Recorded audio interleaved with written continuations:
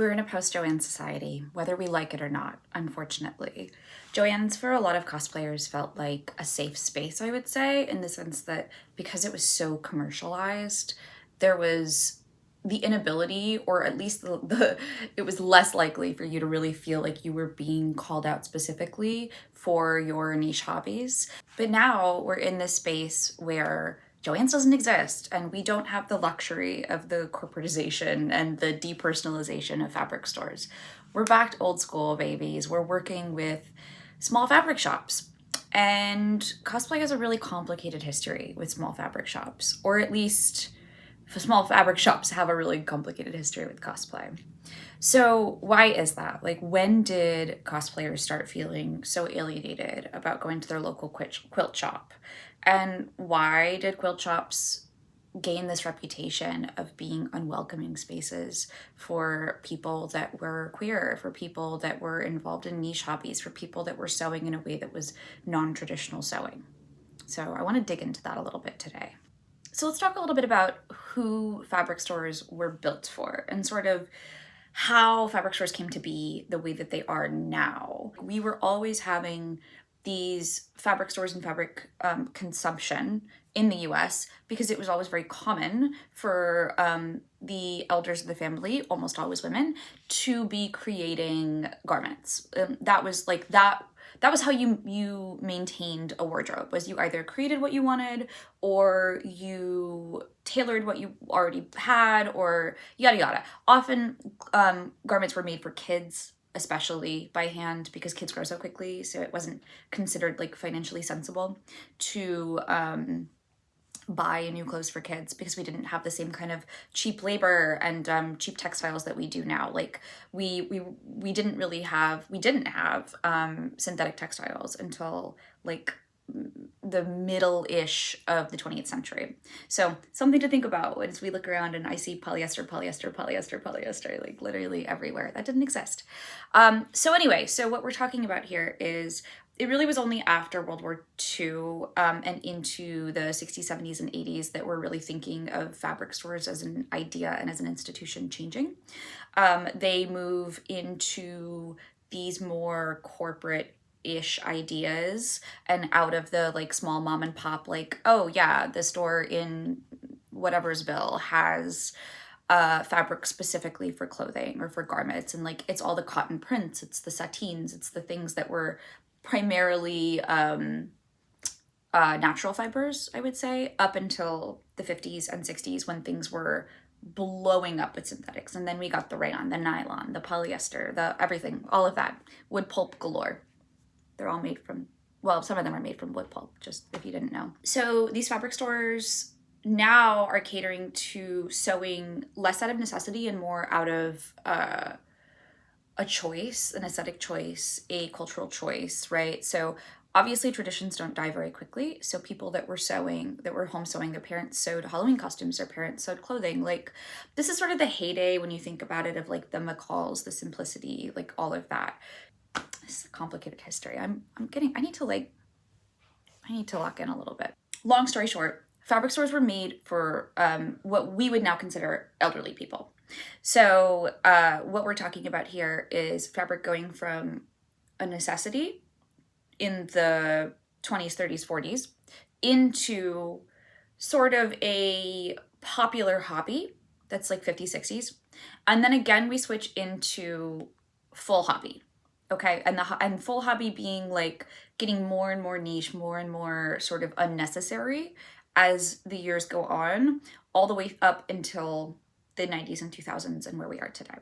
So part of that, things got really corporatized, much like everything in the 70s and 80s, and a little bit of the 90s too, but by that point, I think things were probably already where they were going to be for a lot of businesses. So we're thinking about Joann's. This is when Joann's was sold and condensed, I believe. I'll put the notes somewhere in this sphere. So let's think about this here. So the people that were using these stores really regularly as a hobby space or a personal space or for whatever reason, they've aged up, right? And so as they age up, the hobbies and the materials and the marketing and all of that has to follow with them. So then starting in, I mean, for a while, but I would say, let's say, realistically, starting in the 90s and early 2000s, all of a sudden, you're a shop owner and you have people coming in asking for fabrics that you typically don't sell. We're thinking things that are like party fabrics or unique fabrics or fabrics with texture or faux leather or all of this. And maybe they start dropping the term cosplay and you don't know what it is at that point, right? Like the history of cosplay is quite long. It starts all the way in the 60s, but that's really, really small and it doesn't get to where it is until like peak geek was 2014. Just for full disclosure, that was when it felt like cosplay from a cultural perspective was really edging into the mainstream, right? And we called it peak geek, and it was a surreal time to be alive because I was like, we've been here. What do you mean peak geek? Stop. It's not like Big Bang Theory. So the friction here is that you own this shop where it operates from the sense of traditionalism, right? The whole idea of sewing, if you have maintained a business based around quilting is based around American traditionalism, and draws in all the people that sort of find that validating and buy into that, then you don't really know what to do when a young person comes in and says, no, I don't want to learn to sew because I'm interested in sewing, or I want to learn to sew because I'm interested in fandom. That's a very different discussion. And so I think what we need to talk about here is the fact that sewing for cosplayers, to some extent, and this is not for everybody, but to some extent, from the view of quilt shops, is a means to an end. Sewing is the means to the end. It's not that they're interested in learning sewing traditions. It's that they're interested in learning new techniques to level up their builds, to express their fandoms better, to express themselves better. I think sort of the interest in sewing, in my experience, seems to follow behind the interest in Japanese culture, comic culture, like whatever your fandom in particular is. And so I think that that feels very alienating for some quilt shops, and I think they feel a bit, I don't want to say offended, that doesn't seem right, but I've noticed some friction there from my perspective, as somebody that kind of traverses between the worlds, right? I think they find it a little disingenuous, and it's the ongoing, like, it's a phase thing, right? And I as a grown-up, I actually kind of love that it's a phase thing now, because I'm like, pretty much nothing that I did when I was 12 that scared the hell out of my family was a phase. Like, it's now my job. It's now, like, I do it full time. I still do it. Like, everything I was into, like, sidebar, when My Chemical Romance came back, I was like, oh, thank God. Thank God. Finally, I can wear my It's Not a Phase shirt. Never was. Hate to tell you.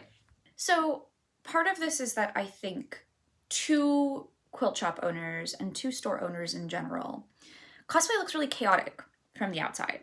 So what I mean by that is it's not just one tradition. It's not just one sewing tradition. You're not trying to master one particular skill. You are trying to master all of the skills and sort of be a jack of all trades, and to incorporate other things that they have no experience with and they have no knowledge of how to help you with, right? Like if you came in and said, I'm interested in this type of quilting, this type of quilting, this type of embroidery, this type of stitching, and it was something that was commonly used in modern sewing and garment making and quilt traditions, I think there's absolutely help to be found in local shops. But if you come in and you're like, hey, I'm working on trapunto embroidery for this cosplay build, first of all, there's a lot there that could be really scary if a shop is unfamiliar, or if the person that you talk to in the shop is unfamiliar. I think it's just sort of, it's a fear and it's an overwhelm. And I'm not saying any of this is like valid or not valid. I'm just saying that this is what I see, which is, I think that it is, I can empathize with it being a very scary and a very frightening place to be, where you have this thing that's your livelihood and your hobby and that you consider a really important part of you. And then younger people come in with some facet of knowledge that's it's outside of your wheelhouse. Like, I can see that being really scary and really intimidating, and you have to be a really, like, emotionally mature, emotionally grounded person to not shrink into yourself and to not lash out, but to instead go, wait a minute, this opens the door. What's that? Tell me about that. Tell me about your project. Like, that is a level of emotional maturity that I think a lot of people don't necessarily have. So that that that opens up problems. So you have to really find the people that are willing to engage with you and to have a conversation with you, and that aren't going to fall into fear, but are instead going to use that as an opportunity to learn for themselves, grow for themselves, but also to like explore. With all of that said, cosplayers are absolutely justified in being frustrated by this experience. They're so right that it's really hard to want to go into a store that is a niche specialty store that technically should meet your niche specialty needs for something that's really important to you, and to feel left out, to feel alienated, to feel like you're not being respected. Like, that is valid 100%. I think that just full disclosure, quilt stores and independent fabric stores that primarily serve quilters need to do a much better job of making their spaces open and accessible to people of all ages, and not just children, but also the middle ages of people sort of in their tweens, teens, and 20s that want to learn these skills but want to learn it on their terms, which I think is very fair. So basically, I just don't think it's fair to ask anybody to have to shrink themselves, but I think that it's really important for all of us to find this common ground, because obviously we're all working towards the same goal here. We all want to further these hobbies and further these practices and continue in the 21st century and beyond these sewing histories, right? So, because let's be honest here, like, sewing is it's a pastime that is not taught in mainstream schools anymore, at least not to like a really thorough extent. A lot of the sort of gatekeepers and the people that carried on these traditions in terms of grandparents, in terms of like elders in the community, they either are no longer with us, or they didn't gain those skills from their family, because we sort of went through this period of industrialization where it was like, well, you don't really need to sew anymore. You don't have to make your own Halloween costume. These spaces need to do a lot of work, unfortunately, to be able to understand and come forward with empathy and compassion. But I do think that goes both ways. And I do think there also is this sense of cosplayers needing to extend empathy, which can be hard, especially in this period right now, where sometimes you're going into fabric shops and the fabric shop is owned by somebody that's like actively voting against you, actively discriminating against you and people like you, maybe not outright, but with their vote, with their choices. Quick interlude here, that if your local shop is one that has made it very clear that they subscribe to hate practices explicitly and outright, they are not included in this discussion. We are not talking about them. Please keep yourself safe and do not put yourself into danger.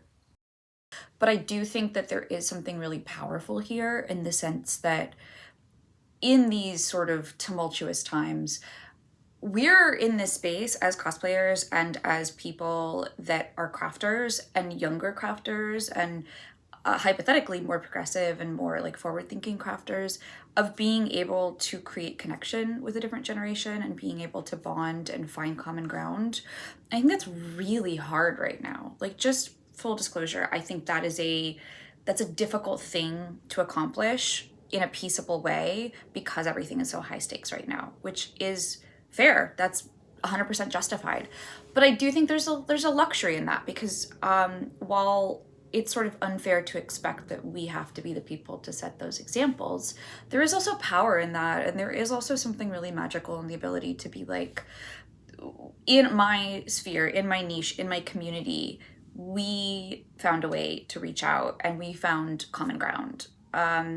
And again, not expecting that of anyone, not saying that the onus is on anyone in particular, but it's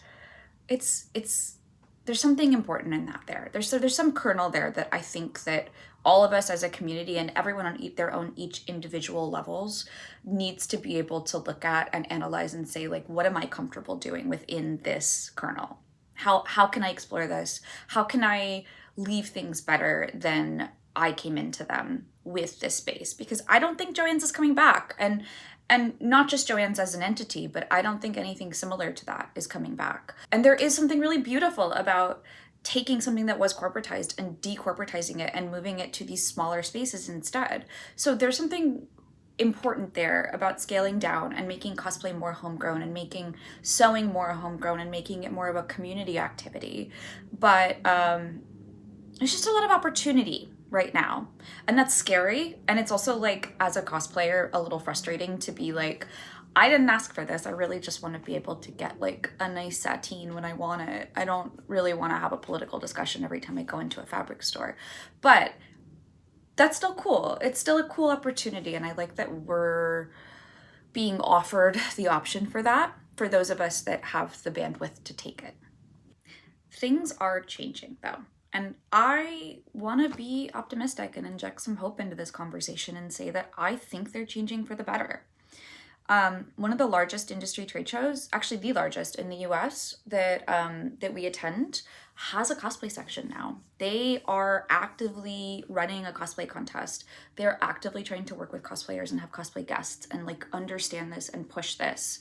I also see a lot of smaller shops reaching out with interest in hosting workshops and panels and bringing in cosplayers and sort of trying to understand their needs. So I think that there is definitely hope. And I do think that there are a lot of shops that are trying.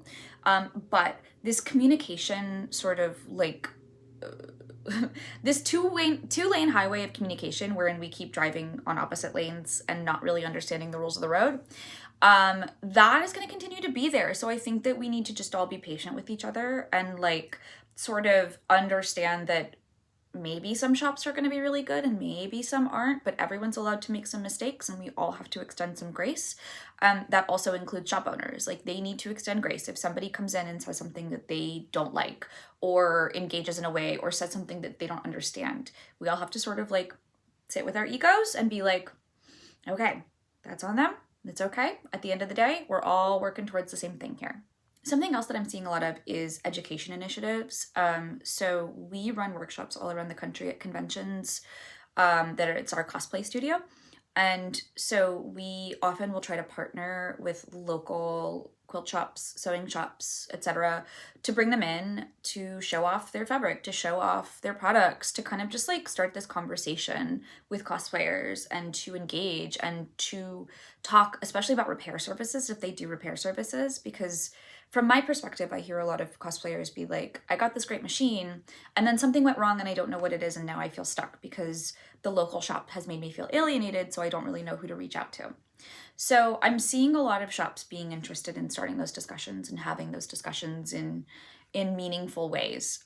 The other thing that I'm personally working on, because this is like my passion project, I will die on this hill of trying to get everyone to get along, please, is a certification that shops can get, which is like going to involve classes and workshops and things like a professional certification. If any of you guys have ever had to get some of those for your job or for school or whatever, basically that, but for shops so that they can be cosplay certified. And that'll be really easy to tell. Like, they can put it on their website, they can put it on their social media. We're going to have a little decal that they can put in their windows. So like, people in our community will know, like, hey, the shop cares enough to have taken these courses and completed them, and at least in practice, or in theory, not in practice, but maybe hopefully in practice, they will understand some amount of like where cosplayers are coming from and be able to engage with them in a way that's a little bit more appropriate and a little bit more welcoming.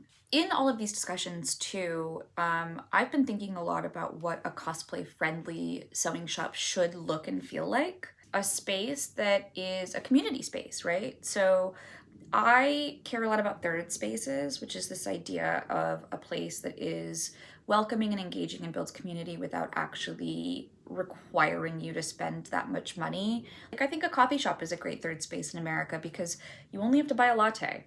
Is it expensive sometimes? Yes, absolutely. But also a lot of coffee shops are just chill if you just want to come sit and hang out with your friends. Like, so the idea of a cosplay-friendly sewing shop, to me, I think looks like a third space. It's a space where there's workshop areas. It's a space where you can sit and chill. It's a space where you can hang out with other people, talk about things. You can take classes. You can shop. It's sort of like an all-purpose space for the community.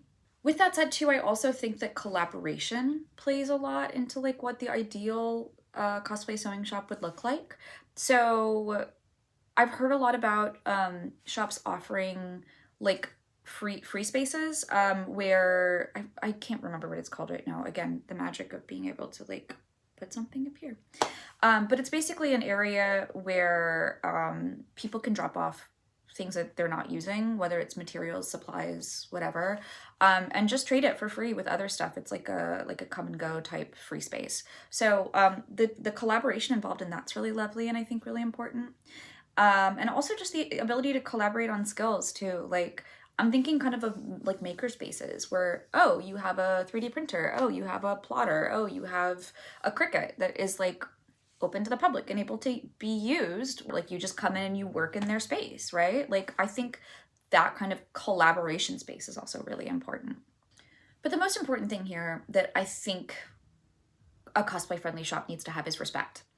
And that can look like a lot of things. And that's why I think like a certification is really important because it kind of gets everybody on the same page. Because we all are operating from like culturally different perspectives. We come from different generations. Like I understand that there's going to be gaps, but I do think that there needs to be respect and care and love for people that are trying to carry on these traditions, whatever they look like, whatever their lifestyle looks like, whatever their hobbies look like whatever cosplay looks like to that individual person, there needs to be respect and appreciation for that. Cosplayers as a whole, I think, are generally like marginalized people in one way or another. That's one of my favorite things about it is the sense that I think people often come from these backgrounds of feeling very alienated. And cosplay is a space where you can find community and you can find kindness and you can find wholeness and love without a lot of like caveats. Like it's just like, I love your costume, I really appreciate this, I also love this, can we sit and have a conversation, do you want to be friends, let's be mutuals. Like I just think that ability is really, really important and we don't see it a lot in other parts of society. And so that cultivating that level of respect and that level of mutual engagement is something so important that shops should be a space for. So, in conclusion, long story short, cosplay belongs in sewing spaces, and sewing spaces have to make room for them.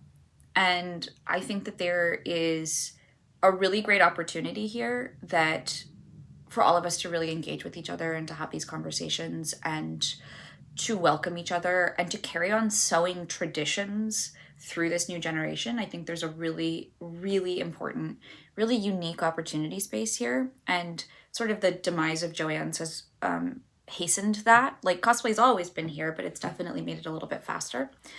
But I think that we all have a lot of work to do. And I'm actually excited to do that work though. And I think that's something that I feel confident that shops the way they are now and the way that I'm seeing them going and cosplayers the way that they are now, I feel very energized and I feel like they can handle it and we're in a really good space. And so I want everyone to have a bit of hope moving forward, that things will get better and that it will take work, but we can handle that. We can do hard things. And I want to help facilitate that as much as possible. So like I said, I will have more info about the sewing certification. So if you're watching this and you do own a shop or know somebody that owns a shop or work at a shop that's interested in that, they'll be able to get access to that really soon. Another thing that we're really trying to do is education initiatives, which is a really fancy way of saying getting cosplayers that know their stuff into sewing shops to teach classes and broadcasting that and opening that up to the wider community and trying to get cosplayers to come out. Like I would love to see a cosplay night at fabric stores where they offer deals, where they have, you know, like a con style fashion show or mini contest, where they have maybe panels, like honestly, like a mini convention at a fabric store that's like one night only sounds kind of so fun to me. Like maybe it's a little bit cringe, but I think that there's freedom in that. And especially if they are self-aware and lean into the cringe, like just take notes, fabric stores. Offering classes and education to be like, hey, this is what we're doing. We want to teach you, if you want to get into cosplay and you've never been to a con, or if you've only been once or yada yada, like come hang out and we'll do this one class, and or we'll teach you some skill, or there's a free craft too, you know, things like that. Like just initiatives to get people out and to make cosplayers feel welcome in a shop. We can do this. We can do this. Things are getting better and we can do this, and it's going to be a process, but if I know anything about cosplayers, it's that we love a big project. We love a build. So we can do a build. We've got this. And fabric stores, if you, like I said, if you run a fabric store or work at a fabric store and think that your store would be interested in this, I'm going to have more resources available. Hopefully I'll link up here, down here. I don't know. I really don't know YouTube that well, so I'm just going to point. There will be a link somewhere. Yeah, so this work is evolving. I'm working hard. I know lots of other people are working really hard. So just have patience, have faith. Anyway, you're doing excellent out there. Yep. I need to sign off. All I can think of is kiss your dad square in the mouth, but that's taken. So while I think of a sign off and determine it, in the meantime, keep making cool stuff, please. It's needed. And thanks for watching.